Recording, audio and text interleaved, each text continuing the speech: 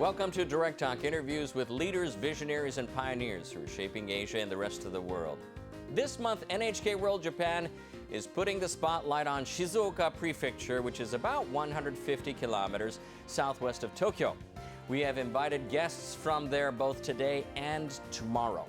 In this interview, we talked to Hidefumi Kimura, the president of Kimura Drink. The company was founded in Shizuoka roughly 70 years ago, making mostly carbonated beverages. It's known for its wide variety and unusual flavors, including curry and shrimp sodas. We asked President Kimura more about his bets on his unique drinks in the extremely competitive beverage market.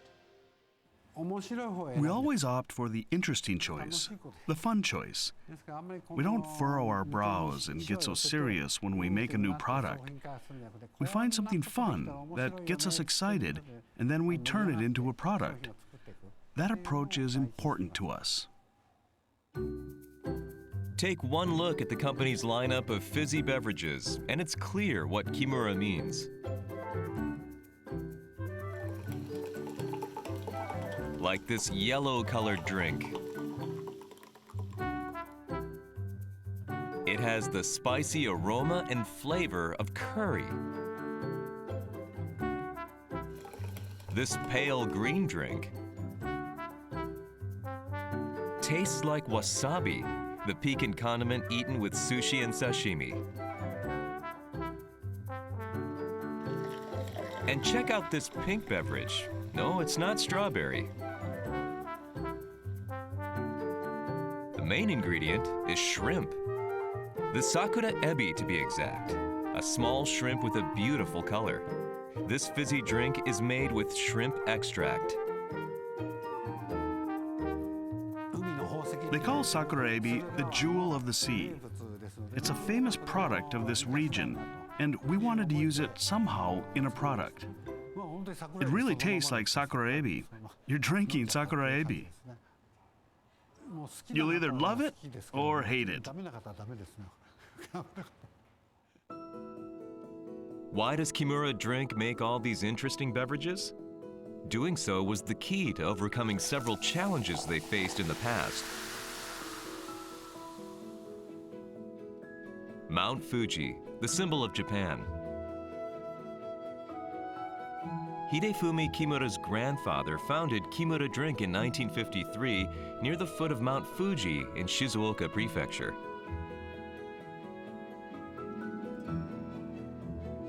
From its beginnings, the company has made a carbonated drink called ramune.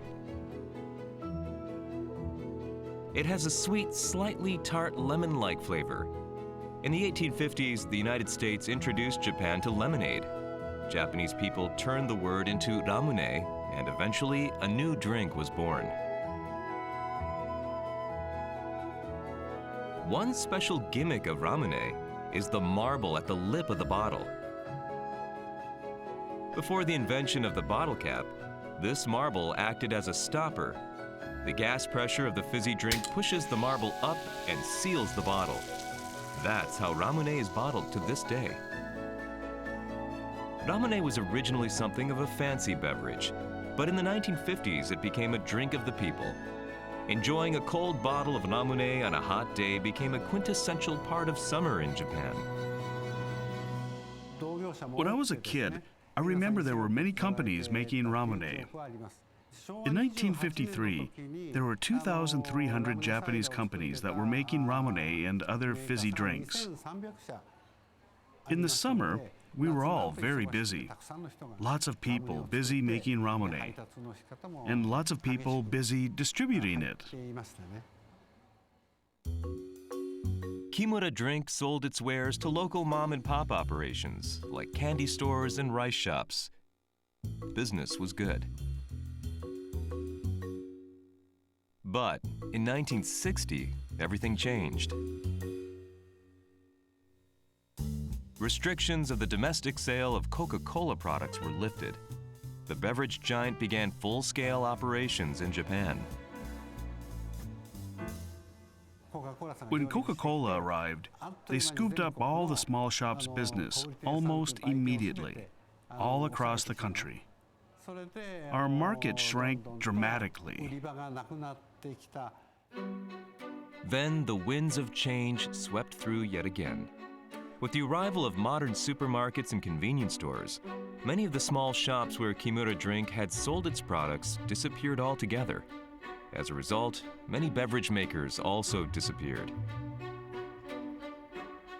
In 1999, Hidefumi Kimura became the third-generation head of his family's company. At the time, they tried to cast a wide net with their products, following the lead of major beverage makers. So we'd bring our grape soda to stores, but the shelves would already be lined with grape soda. They'd say to me, "Kimura-san, everyone is making grape soda this year. If yours tastes exceptionally good or is especially cheap, we'll stock it. But otherwise, we're already full up." It was pretty brutal, to be honest. I was very worried that if we continued in this direction, our company was done for. Kimura decided his company would make products that were markedly different from those of the big companies. In 2005, Japan's tradition of school entrance exams caught his eye.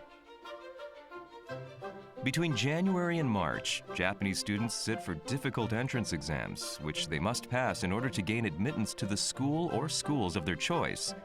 The competition is so fierce that the whole ordeal is called examination hell. In the run-up to these exams, students are tense. Their families are tense too. We wanted to help. We thought it'd be wonderful if we could give them a drink to set their minds at ease. During exam season, many students and their families visit a Shinto shrine and pray to the gods for a passing grade. What if there was a drink that had already been blessed by a shrine? Kimura thought it could be a successful product. On the bottle is an illustration of a daruma. Daruma dolls are traditional good luck charms in Japan used to make wishes. There's also a space to write down your wish.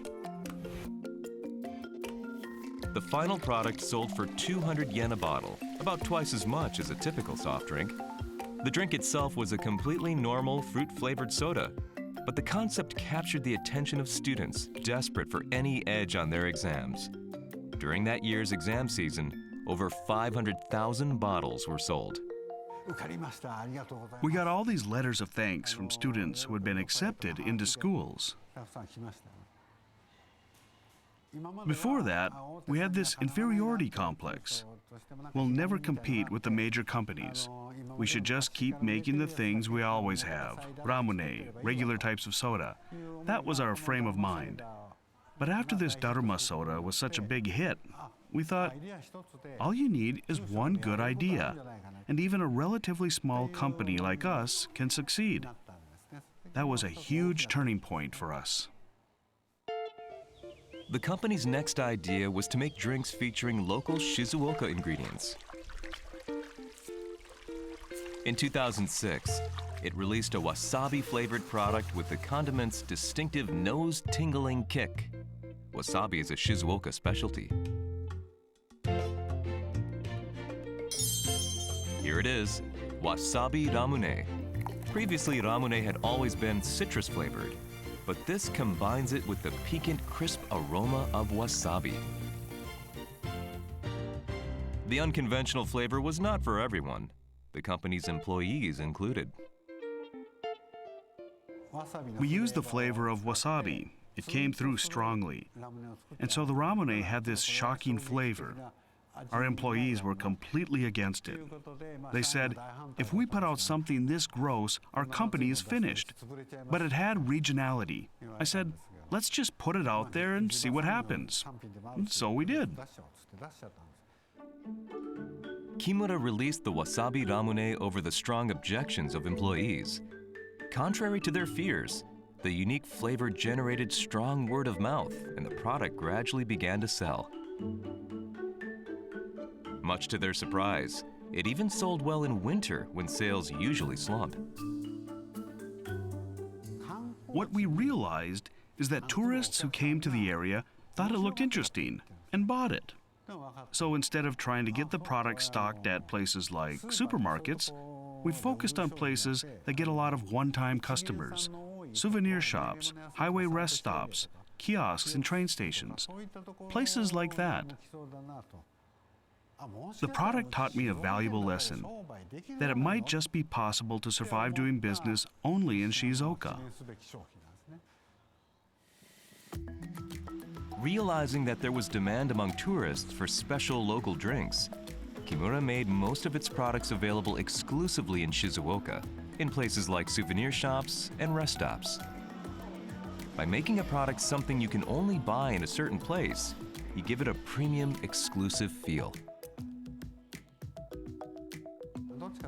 Our product actually becomes more like a communication tool. Word spreads via blogs and things like that. Go to this rest stop in Shizuoka and you can get this interesting drink.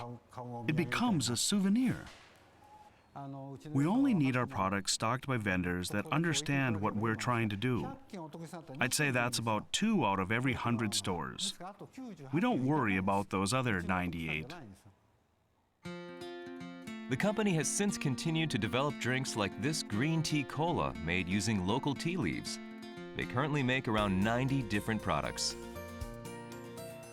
This think local strategy has really paid off for the company. They now have annual sales of roughly 2 billion yen.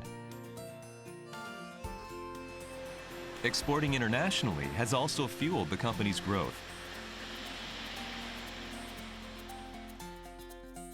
In 2003, the company exhibited its wares at a trade fair in Germany.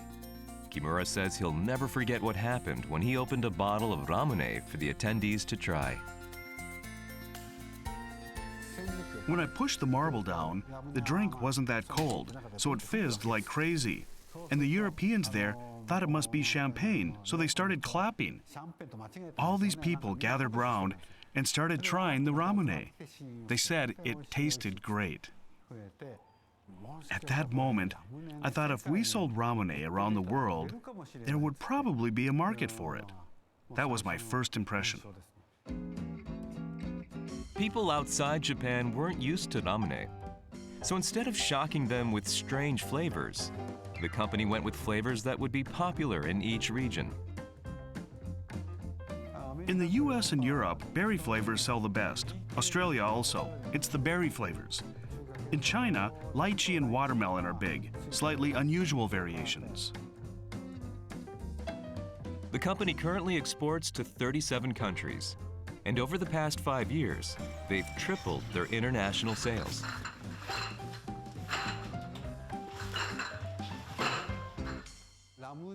People around the world know the word ramune now.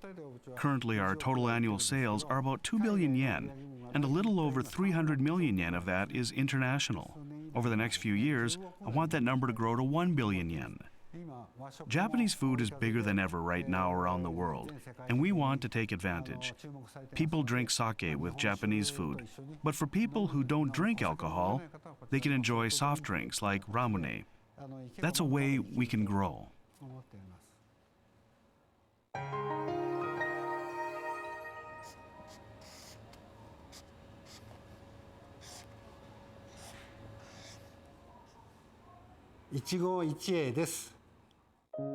This is a famous expression that means every encounter is one of a kind. You have to savor each moment and approach it in good faith. Ichigo Ichie is how I think of every encounter a customer has with us. Will they be moved to choose us or not? I think it often comes down to the slightest thing. So I live as if every moment is unique. You don't get a second chance. It all comes down to that one moment. So do it right the first time. And I intend to continue doing things that way in the future.